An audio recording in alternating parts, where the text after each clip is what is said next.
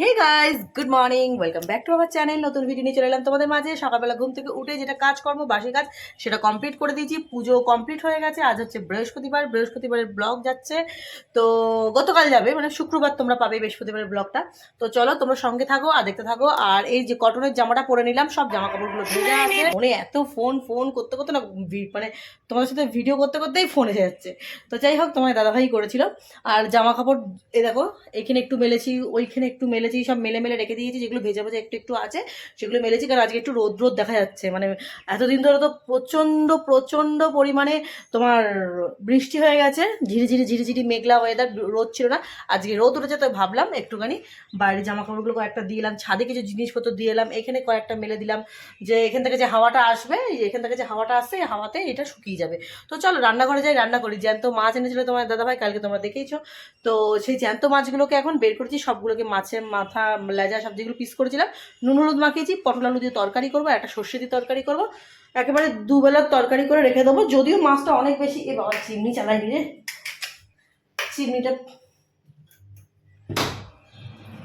যদিও আমি দুদিনের তরকারি করবো, দুবেলা বললে হবে না, দুদিনের তরকারি, কিন্তু এত মাছ আমি একবেলায় শেষ করতে পারবো না, দুবারে রান্না করবো। মানে এই যে মাছটা দেখতে পাচ্ছ, দাঁড়াও ব্যাক ক্যামেরায় দেখি তাহলে তোমরা বুঝতে পারবে। দেখো এখানে যে মাছটা আছে, এখানে অনেকগুলোই মাছের মাথা লেজা আছে, দুটো লেজা আছে, বেশিরভাগ চারটে মাথা আছে। তো দু ভাগে ভাগ করবো, কালকেও হয়ে যাবে আজকেও হয়ে যাবে। আর এখানে পটল আর আলু কেটে রেখে দিয়েছি, আর আছে এখানে খানিকটা সর্ষে। ভাবছি এইটুকুনি সর্ষে দিয়ে যে কোনো দু পিস মাছের ঝাল করবো, আর বাদ বাকিটা একটা লাইট তরকারি করব। তো চলো, এখানে তো কড়া গরম হয়ে গেছে, আর এখানে ভাত আমার অলমোস্ট রেডি হয়ে গেছে। আগে না এই মাছগুলো ভেজে নি, জানো তো, মাছ মাছ মাছ মাছ মাছ মাছ।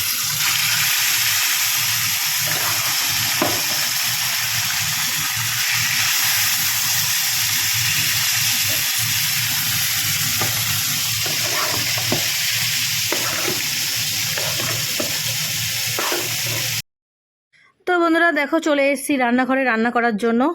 যেটা সবার প্রথম মানে পেট পুজোর জন্য করতে হবে, রান্না রান্না রান্না না করলে তো হবে না। তো চলো এদিকে চলে এসে ভালো করে মাছগুলো ছোটো কড়াটাতে আমি আগে মাছটা ভেজে নিচ্ছি। আর কালকে চিমনিটা পরিষ্কার করাতে চিমনিটা বেশ পরিষ্কার হয়েছে, তোমাদেরকে ভালো করে দেখাবো। আজকে যখন আবার মুছবো, আমি এটা ডেলি রান্না করি, রান্না করার পর মোছা হয়ে যায়। এবার যখন আমার হাতে খুব প্রবলেম হয়, মানে আমার রিস্টের তো একটু প্রবলেম আছে, যার কারণে আমি কাচাকুচি করতে পারি না আর কি। তো ওই রিস্টের প্রবলেমের জন্য সবসময় পেরে উঠি না। তো বেশ কদিন মোছা হয়নি, আজকে আবার একটু মুছবো, পোছাপুছি করব। তো যখন পোছাপুছি করবো তখন তোমাদেরকে পোছানো মানে মুছার পরে একবার তোমাদেরকে দেখিয়ে দেবো চিমনিটা কতটা পরিষ্কার হয়েছে। কালকে আমি পরিষ্কার করেছি বসে বসে, বাট তোমাদের সাথে সেইভাবে শেয়ার করা হয়নি, মানে সেইভাবে কি শেয়ারই করিনি। তো আজকে যখন রান্নার পরে মোছামুছি করবো তখন অবশ্যই তোমাদের সাথে একবার শেয়ার করে দেবো, ঠিক আছে। তো চলো, বৃহস্পতিবারের পুজো তো সকালবেলা হয়ে গেছে। আর আমাদের তো বৃহস্পতিবার করে ফুল আগে আসতো, এখন আর ফুল আসে না, তোমার দাদাভাইয়ের টাইম হয় না। আর আমাদের এখানেও গিয়ে তারপর ওই আমিও টাইম পাই না বেরিয়ে যে ফুল আনবো। তো আমাদের গাছে যখন ফুল হয় তখন দিই, আর যখন ফুল হয় না তখন দিই না। তো সবই পিতলের, মানে আম পাতা, পিতলের ঘট, পিতলের ডাব সব কিনে রেখে দিয়েছি, যাতে বৃহস্পতিবার করে কোনো সমস্যা না হয়। কেন পান আনারে, কল আনারে এগুলো সমস্যা হতে পারে, তার জন্য আমি এগুলো করে রেখেছি যাতে অসুবিধা না হয়। তার কারণে পুজোটাও আমার হয়ে গেছে। সকালবেলা তোমাদের সাথে মানে কাজবার শেয়ার করতে পারি না, অনেকটা তাড়া থাকে। বড়মশাই আমার আর কি যাই তো বেরোয়, কাজে বেরোয়। তো কাজে বেরোনোর কারণে যদিও সবসময় বাইরে যায় না, কিছু কিছু টাইম থাকে ওর বাড়িতেই কাজ থাকে। তো কিছু কিছু টাইম থেকে বাড়িতে যেতে হয়, যখন যেতে হয় তখন খুব ব্যস্ততার মধ্যে থাকে সকালবেলা না। আর এই কদিন ধরে এই মাস থেকে একটু বেশি ব্যস্ততা রয়েছে, ও বেরোচ্ছে বলে। তো যার কারণে হয়েছে কি, তোমার প্রচণ্ড না আমার চাপ হয়ে যায়। মানে সকালবেলা কাজকর্ম করে ওকে খাইয়ে দাইয়ে বের করে রেডি করে দিয়ে সংসারে কাজকর্ম করে তারপরে তো আমার ওয়ার্কআউট থাকে, ঠাকুর পুজো থাকে, নানান কাজে, মানে বুঝতেই তো পারছো অনেকটা প্রেশার সকালবেলায়। তো সকালের প্রেশারটা হালকা, মানে যদি আমি কাজটা করে নিই তাহলে এতটা চাপ হয় না। তো এদিকে দেখো, একদিকে হচ্ছে পটল আলু দিয়ে জিরে গুঁড়ো ধনে গুঁড়ো দিয়ে লাইট রুগীর ঝোল, আর একদিকে হচ্ছে সর্ষে বাটা দিয়ে দু পিস মাছ আলাদা করে। তো এইভাবেই রান্নাবান্নাগুলো করছি আজকে, বুঝতে পেরেছো। তো এতগুলো মাছ আছে, দুবেলার করব, একবেলার করব না, তার জন্য দুবেলার মতন করে রান্না করছি।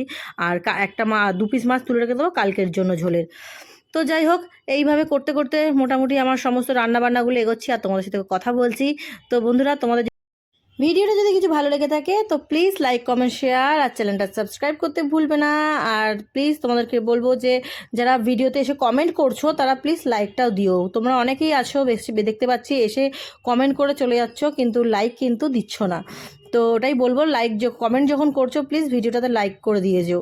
তো চলো বন্ধুরা, এদিকে তোমাদের দাদাভাই দেখতে পাচ্ছ, দাদাভাইয়ের জন্য একটু ভাত বেড়েছি গরম গরম, আর মাছের তেল, মাছ ভাজা, আলু সিদ্ধ, কাঁচা লঙ্কা দিয়ে ভালো করে ভাতটাকে মেখে রেডি করছি, ওকে খাওয়াবো। তো ওকে খাওয়ানোটা আর ভিডিও করলাম না, যেহেতু তাড়াহুড়ো আছে। সকালবেলা আজকে বেশিরভাগটা খাই দিই, কিন্তু আজকে তাড়াহুড়ো আছে বলে ও খাইনি, ও চলে গেছিলো, আবার এসছে খেতে। তো এসছে যেহেতু ওকে খাইয়ে দেবো, খাই দিয়ে তারপর বাদবাকি যা কাজ আছে সেগুলো আমি সারবো। মাছের ঝাল একদম রেডি, একটা ছোট্ট বাটিতে করে 2 পিস বলে এটা ভাতটার ভেতরে রেখেছি চাপা দিয়ে, গরম থাকবে। আর এইখানে আছে মাছের ঝোল, দাঁড়াও দেখাচ্ছি তোমাদেরকে। জ্যান্ত মাছের লাইট ঝোল, ওটাও জ্যান্ত মাছ বাট এটা লাইট ঝোল, ওটা ডিপ ঝোল। লাইট আর ডিপ না, ওরকম করে ব্যাপার না, এটা হচ্ছে সর্ষে বাটা যাতে রিচ, আর কিছু না। চলো পরিষ্কারও করে নিয়েছি এই জায়গাটা, শুধু দেখতে পাচ্ছ। দেখো আমার বাগানে কলমি শাক কি সুন্দর লগলগ পকপক, একদম সুন্দর সুন্দর লগলগ করে উঠেছে, দেখতে পাচ্ছ? কত একটুখানি লাগিয়েছি না, এখন কত কলমি শাক হয়ে গেছে।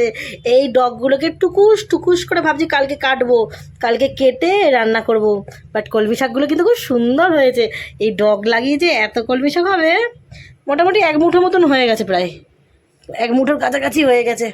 এগুলো হোক, আর এবার আর জল দেবো না, ভাবছি কি এই গামলাটার মধ্যে না একটু মাটি বেশি করে ছড়িয়ে দেবো। আর জল দিলে জল থেকে মশা পোকামাকড় হতে পারে, তো এর মধ্যে মাটি দেবো, জল দেবো না, কারণ জল জমা হয়ে থাকছে। তো কি ভালো লাগছে না বলো, কত কলমি শাক দেখছো।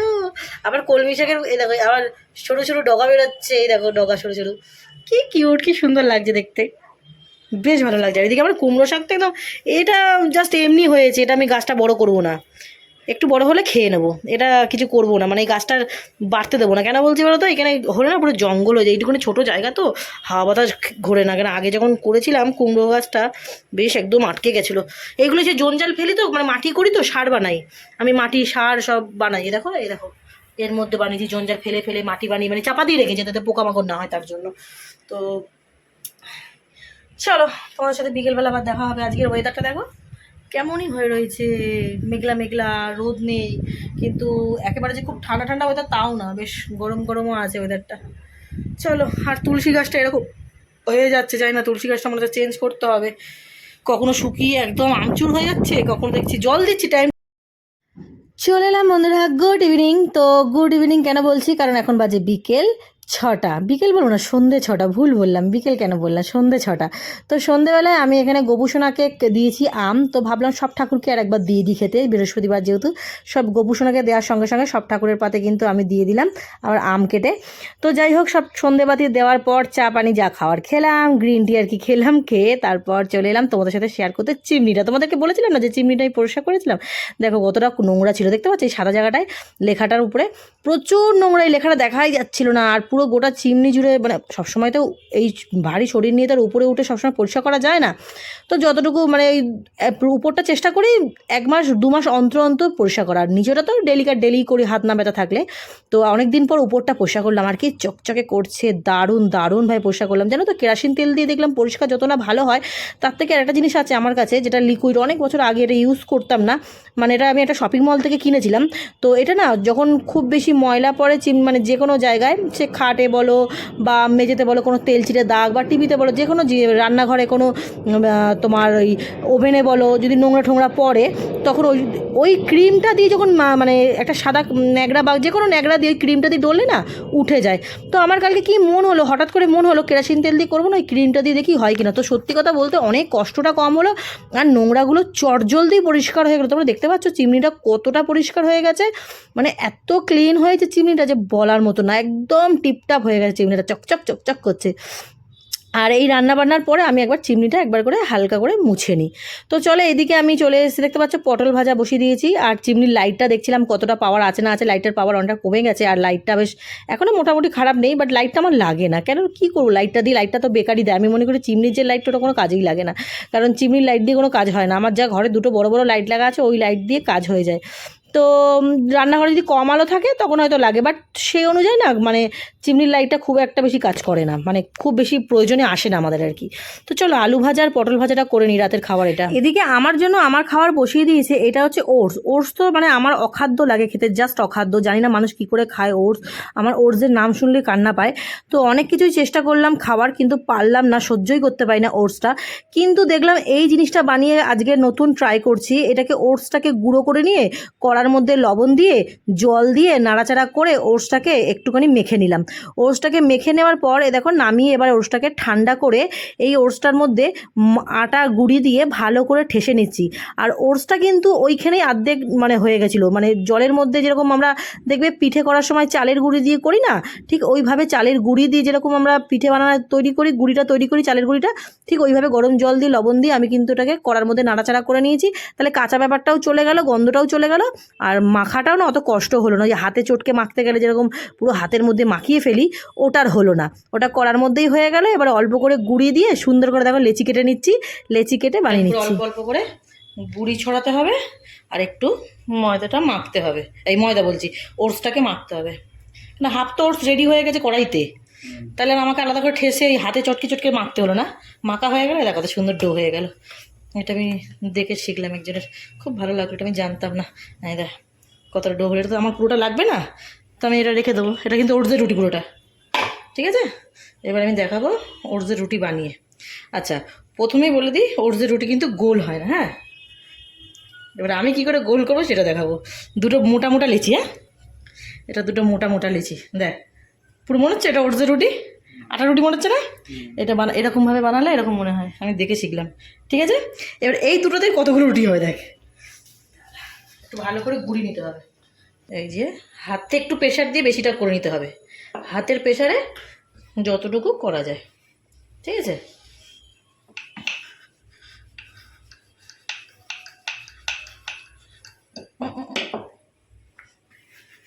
যেহেতু গোল হয় না, এইটা দিয়ে আমি গোল করে নিচ্ছি, বুঝেছিস।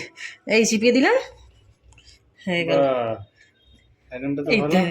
এই দেখ, কে বলবে ওটসের রুটি গোল হয় না? কে বলবে ওটসের রুটি গোল হয় না? দেখতো কোনখান দিয়ে গোল হলো না, হ্যাঁ?